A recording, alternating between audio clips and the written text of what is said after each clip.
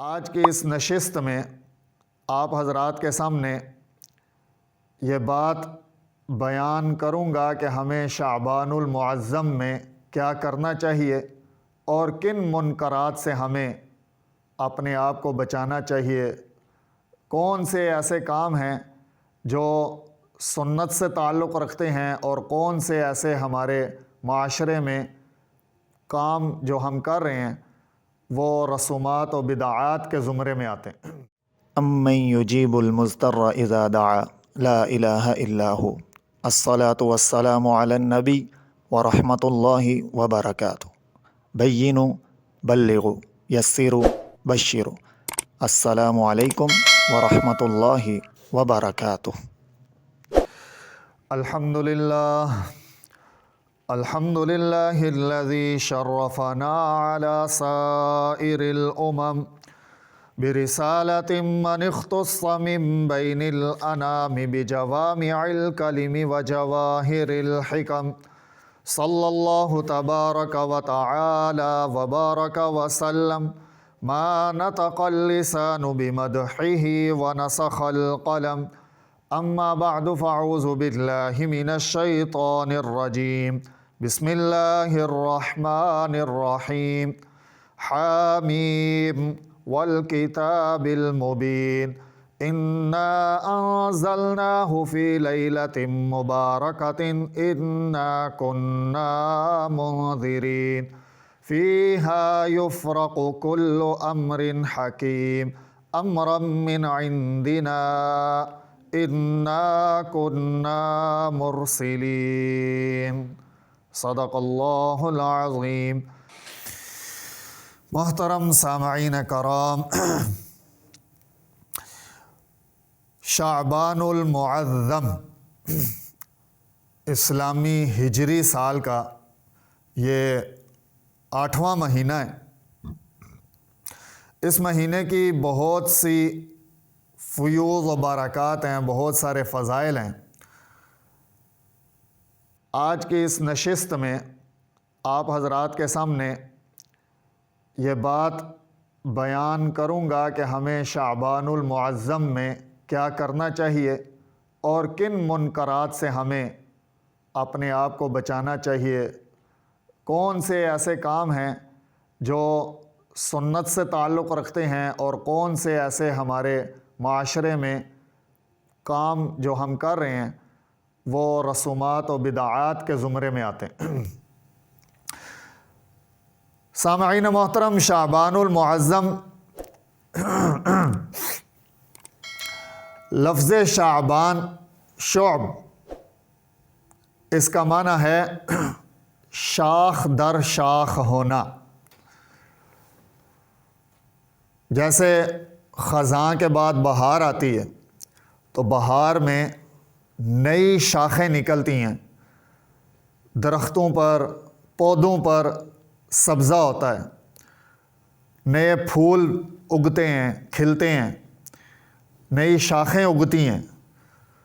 تو اسی طرح رمضان سے پہلے شعبان کہ رمضان میں نیکیوں کی راہ ہموار کی جا رہی ہے، ایک موسم بنایا جا رہا ہے نیکیوں والا۔ اس کو یوں سمجھیں، رمضان سے پہلے شعبان یہ یوں ہے کہ جیسے یہ رمضان کا مقدمہ ہے۔ آپ کوئی کتاب لیتے ہیں یا کوئی بھی تقریر ہو، کوئی بیان ہو، کوئی وعظ ہو، وہ 3 حصوں میں تقسیم ہوتا ہے۔ سب سے پہلے اس کا مقدمہ کتاب کا، پھر اس کا درمیانی حصہ جو اصل مواد ہوتا ہے، پھر آخر میں جا کے تتمہ ہوتا ہے، خلاصہ۔ تو شعبان جو ہے وہ رمضان المبارک کا مقدمہ ہے۔ رمضان المبارک حقیقی بیان ہے، مقصد ہے، اور آخر میں شوال جو ہے وہ رمضان المبارک کا تتمہ ہے، خلاصہ ہے۔ تو شعبان المعظم کو اگر اس طرح سے سمجھیں رمضان کے حوالے سے، تو شعبان المعظم کے اندر بھی روزے، رمضان سارے کا سارا روزے ہی روزے، اور شوال میں بھی جا کے پھر آخر میں روزے۔ شعبان المعظم کے حوالے سے نبی علیہ الصلاۃ والسلام کی جو تعلیمات احادیث مبارکہ جو ہم تک پہنچی ہیں ان میں سے چند ایک آپ کے گوش گزار کرتا ہوں۔ سب سے پہلی بات یہ ترمذی شریف کے حوالے سے بات کر رہا ہوں کہ نبی صلی اللہ تعالیٰ علیہ وسلم نے حکم فرمایا کہ شعبان کا خیال کرو، شعبان کے چاند کا دھیان رکھو، اس وجہ سے کہ اگر شعبان کا چاند صحیح ہوگا تو رمضان کا چاند جو ہے وہ صحیح ہوگا، اگر شعبان کے اندر ہمیں غلطی لگ گئی تو رمضان میں بھی ہمیں غلطی لگے گی۔ تو میرے محترم، شعبان المعظم کے چاند کے حوالے سے ہمیں نبی صلی اللہ تعالیٰ علیہ وسلم نے آگاہ فرمایا کہ شعبان کا چاند دیکھنے میں تھوڑی احتیاط سے کام لیا کرو۔ اسی طرح ابو داؤد شریف کے اندر ایک حدیث پاک موجود ہے، راوی کہتے ہیں کہ نبی صلی اللہ تعالیٰ علیہ وسلم کسی مہینے کے چاند کا اتنا اہتمام نہیں فرماتے تھے جتنا اہتمام نبی صلی اللہ علیہ وسلم شعبان کے چاند کا فرمایا کرتے تھے۔ بہت دھیان، بہت انتظار ہوتا تھا، بار بار سوال ہوتا تھا کہ کہیں شعبان شروع ہو گیا، شعبان شروع ہونے والا ہے، شعبان کے چاند کا خیال کرنا، شعبان کا چاند نظر آ گیا یا نہیں آیا۔ تو یہ ایک اندر نبی صلی اللہ تعالیٰ علیہ وسلم کے اندر ایک تڑپ ہوتی تھی، ایک آپ صلی اللہ تعالیٰ علیہ وسلم کا ایک دھیان ہوتا تھا، کسی کا انتظار ہوتا تھا، وہ آ تو نہیں گیا، وہ کب آنے والا ہے، کتنی دیر رہ گئی ہے، کدھر تک پہنچا ہے۔ تو یہ انتظار ہو رہا ہے، یہ ساری تیاری جو ہے یہ رمضان المبارک کی۔ اسی طرح ایک اور حدیث پاک ہے شعبان میں عبادت کے حوالے سے کہ شعبان میں کون سی عبادت ہمیں کرنی چاہیے، ہم کون سی عبادات کر رہے ہیں، ان عبادات کا کتنا تعلق نبی علیہ الصلاۃ والسلام کی تعلیمات سے ہے، احادیث مبارکہ سے ہے، یا وہ عبادات جن کو ہم عبادت سمجھ کے کر رہے ہیں کہیں وہ رسومات و بدعات تو نہیں ہیں۔ حدیث پاک سماعت فرمائیں، متفقن علیہ حدیث پاک ہے، راوی کہتے ہیں کہ نبی صلی اللہ تعالیٰ علیہ وسلم شعبان کے اندر اس قدر زیادہ روزے رکھتے کہ اور کسی مہینے میں رمضان کے علاوہ اتنے زیادہ روزے آپ صلی اللہ تعالیٰ علیہ وسلم نہیں رکھا کرتے تھے۔ یوں سمجھیے کہ رمضان کے بعد اگر کوئی مہینہ جس میں نبی صلی اللہ علیہ وسلم زیادہ روزے رکھتے تھے تو وہ رمضان المبارک کے بعد شعبان المعظم کا مہینہ تھا۔ آپ صلی اللہ علیہ وسلم سب سے زیادہ روزے شعبان المعظم میں رکھا کرتے تھے۔ ایک اور حدیث پاک ہے، بخاری شریف کے حوالے سے عرض کر رہا ہوں، نبی صلی اللہ تعالیٰ علیہ وسلم نے فرمایا کہ نیکی اتنی کرو جتنی تم میں طاقت ہے، جتنی تم میں استطاعت ہے، نیکی اتنی زیادہ نہ کرو کہ تم نیکی کرتے کرتے تھک جاؤ۔ حضور نے فرمایا کہ نیکی جتنی کرو گے اتنا ثواب ملے گا، لیکن نیکی کرنے کی وجہ سے اگر تم تھک جاؤ گے تو تمہارا ثواب کم ہو جائے گا، اللہ ثواب دینے میں تھکے گا نہیں۔ تو جتنی طاقت ہے، جتنی استطاعت ہے، جتنی قوت ہے، جتنی بدن اجازت دیتا ہے اتنی نیکی کرنی چاہیے۔ یہ حدیث پاک کو بیان کرنے کا مقصد یہ ہے کہ آگے شعبان کے روزوں کے حوالے سے حضور صلی اللہ تعالیٰ علیہ وسلم نے امت کو یہ حکم فرمایا کہ شعبان کی 15 تاریخ کے بعد روزہ نہ رکھو۔ کہیں ایسا نہ ہو کہ تم روزہ رکھو شعبان کے بعد، 15 تاریخ کے بعد، تو ہو سکتا ہے تمہارے بدن کے اندر کمزوری آ جائے، تمہارا بدن کمزور پڑ جائے اور آگے رمضان کے فرض روزے وہ تم چھوڑنے کی نوبت آ جائے۔ بات سمجھ آ گئی؟ تو رمضان کے روزے نہ رکھنے کا زیادہ نقصان ہے کیونکہ وہ روزے تو فرض ہیں، اور شعبان کے 15 تاریخ کے بعد روزے رکھنے سے منع کر دیا تاکہ رمضان کے روزے رکھنے میں کوتاہی نہ ہو۔ بات سمجھ آ رہی ہے نا جی؟ تو ہمیں یعنی امت کو 15 شعبان کے بعد روزے رکھنے سے منع کر دیا گیا۔ کیوں منع کیا گیا وہ ساری بات آپ کو میں نے سمجھائی دی۔ آگے سمجھیے، اب ایک بندہ ہے کہ اس کی روٹین ہے وہ سارا سال پیر کا یعنی سموار کا روزہ رکھتا ہے اور وہ سارا سال جمعرات کا روزہ رکھتا ہے۔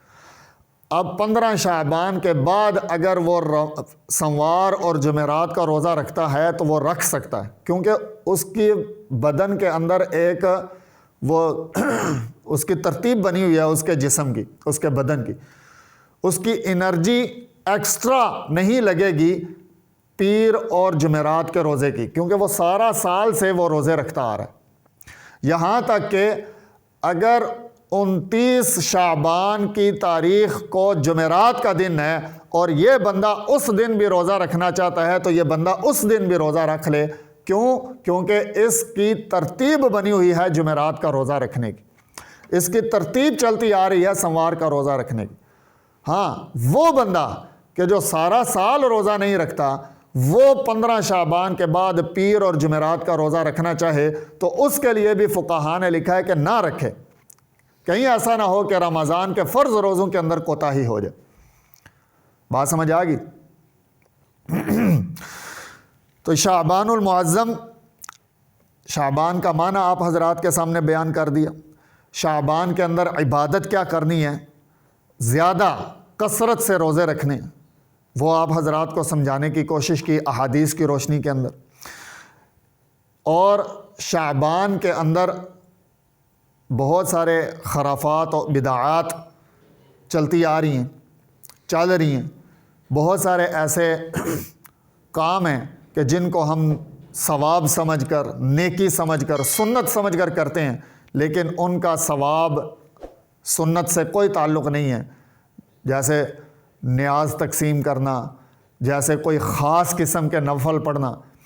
نفل کے اندر ایک بات ذہن نشین رکھیں کہ نفل کوئی سا بھی ہو، چاہے وہ رجب کے اندر نفل ہوں، چاہے وہ شعبان کے اندر نفل ہوں، چاہے وہ شب برات کے اندر نفل ہوں، چاہے وہ شب قدر کے اندر نفل ہوں، جتنے بھی نوافل ہیں ان سب کے پڑھنے کا طریقہ کار کوئی خاص قسم کا طریقہ کار منقول نہیں ہے۔ اسی طرح بہت سارے لوگ جو ہیں وہ یہ سمجھتے ہیں کہ شعبان کے اندر نفل پڑھنے کا کوئی خاص طریقہ ہے۔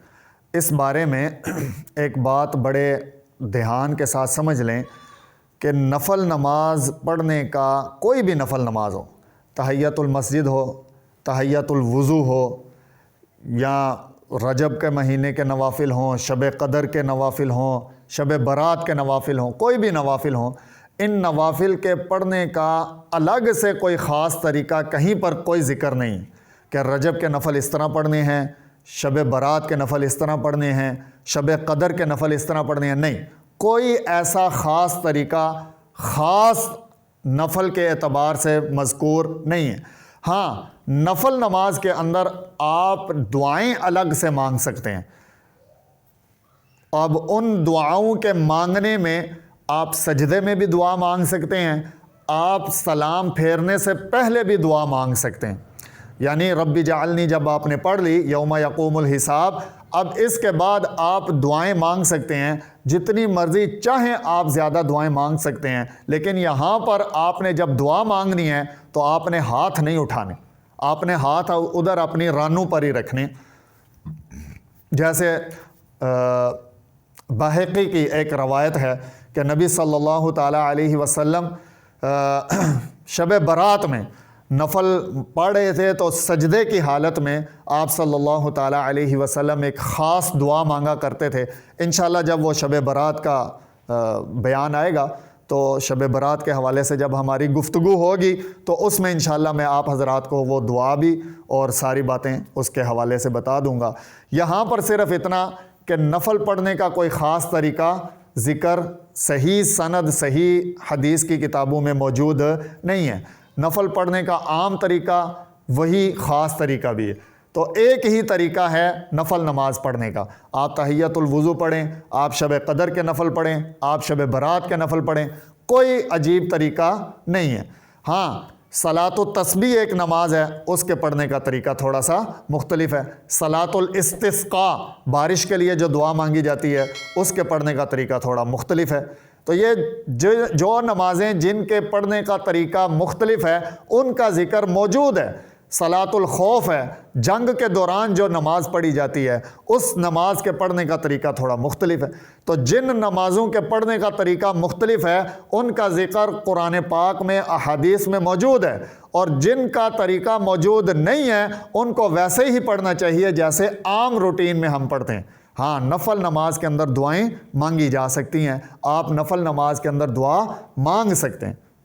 تو بات سمجھ میں آ گئی جی۔ تو شعبان المعظم کے حوالے سے یہ چند ایک گزارشات تھیں جو آپ حضرات کے سامنے کرنی ضروری سمجھی، تاکہ ہم اپنے شعبان کے مہینے کو صحیح اسلامی طور طریقے کے مطابق گزار سکیں۔ تو شعبان المعظم کے اندر نبی صلی اللہ تعالیٰ علیہ وسلم کا عمل مبارک کیا تھا جی؟